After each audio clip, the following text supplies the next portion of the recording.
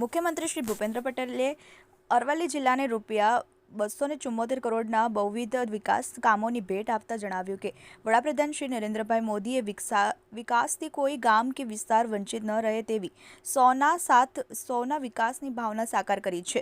આ સરદમમાં તેમણે કહ્યું કે ગરીબ, વંચિત, છેવાડાના અંતરિયાળ વિસ્તારોમાં લોકોની સેવા દ્વારા તેમને વિકાસની મુખ્ય ધારા લાવવાની આ મોદીજીની ગેરંટી છે।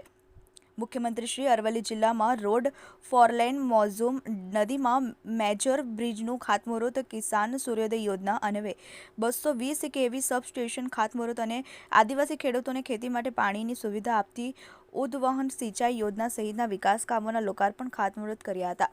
શ્રી ભૂપેન્દ્ર પટેલે જણાવ્યું કે લોકોના વિકાસ માટે કામો કરવાની જનહિતકારી નેમ હોય તો કેવા વિકાસ કામો થાય તે વડાપ્રધાન શ્રી નરેન્દ્રભાઈના નેતૃત્વમાં આપણે શીખ્યા છીએ। વડાપ્રધાનશ્રીએ સતત અવિરત અને ગતિશીલ વિકાસનો જે કાર્ય મંત્ર આપ્યો છે તેને આગળ ધપાવતા આ ડબલ એન્જિન સરકારે પાછલા 6 મહિનામાં અરવલ્લી જિલ્લાને સમગ્ર તૈયાર ₹600 કરોડથી વધુના વિકાસ કામોની ભેટ આપી છે તેમ પણ મુખ્યમંત્રીશ્રીએ ઉમેર્યું હતું। મુખ્યમંત્રી શ્રી ભૂપેન્દ્ર પટેલે એમ પણ જણાવ્યું કે જળ, જમીન અને જંગલ સાથે જોડાયેલા આદિજાતિ બાંધવોને વિકાસની મુખ્ય ધારાઓ લાવવાની અને યોજનાઓના લાભો ઘેર બેઠા પહોંચાડવાની પરિપાટી વડાપ્રધાનશ્રી વિકસાવી છે।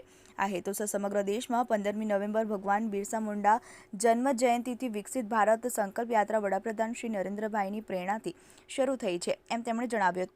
આ વિકસિત ભારત સંકલ્પ યાત્રાએ આદિજાતિ સમુદાયોને કલ્યાણની આગવી દિશા આપી છે અને 2047 સુધીમાં વિકસિત ભારતનો પ્રધાનમંત્રીશ્રીનો સંકલ્પ પાર પાડવા તે મહત્વપૂર્ણ બની રહેશે તેવો વિશ્વાસ મુખ્યમંત્રીશ્રીએ વ્યક્ત કર્યો હતો।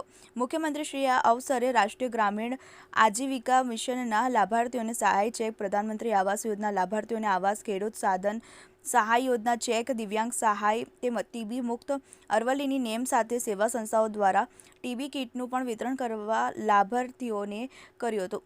આ પ્રસંગે નાણામંત્રી શ્રી અને ઉર્જા અને પેટ્રોકેમિકલ વિભાગના મંત્રી શ્રી કનુભાઈ દેસાઈએ જણાવ્યું કે અરવલ્લી જિલ્લાના આજે નવા સબસ્ટેશન અને અદ્યતન કચેરી મળી રહી છે। વડાપ્રધાનશ્રીએ ગુજરાતને ભારતના વિકાસનું રોલ મોડેલ બનાવ્યું છે।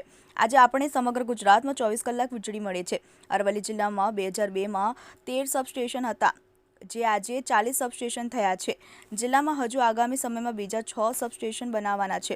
ગુજરાતમાં સિંચાઈ અને પીવાના પાણીની સમસ્યાનો હલ ભૂપેન્દ્ર પટેલના નેતૃત્વમાં રાજ્ય સરકારે કર્યો છે। તમામના સહયોગથી ગુજરાતનું અર્થતંત્ર નવી ઊંચાઈ પર પહોંચશે એવા પણ તેમણે જણાવ્યું હતું। આ કાર્યક્રમમાં જળ સંપત્તિ અને પાણી પુરવઠા મંત્રી શ્રી કુંવરજીભાઈ બાવળિયા, રાજ્યમંત્રીશ્રી અને અરવલ્લી જિલ્લાના પ્રભારી મંત્રી શ્રી બચુભાઈ ખાબડ, રાજ્યકક્ષાના મંત્રીશ્રીઓ સર્વશ્રી મુકેશભાઈ પટેલ, ભીખુસિંહ પરમાર, સાંસદ શ્રી દીપસિંહ રાઠોડ, જિલ્લા પંચાયતના પ્રમુખ શ્રી પ્રિયંકા ડામોર, ભિલોડા ધારાસભ્ય શ્રી પીસી બરંડા, બાયડ ધારાસભ્ય શ્રી ધવલસિંહ ઝાલા સહિત તાલુકા પંચાયતના સભ્યો, સંગઠનના પદાધિકારીઓ અને જિલ્લાના નાગરિકો મોટી સંખ્યામાં ઉપસ્થિત રહ્યા હતા। Bureau report, TV18 news.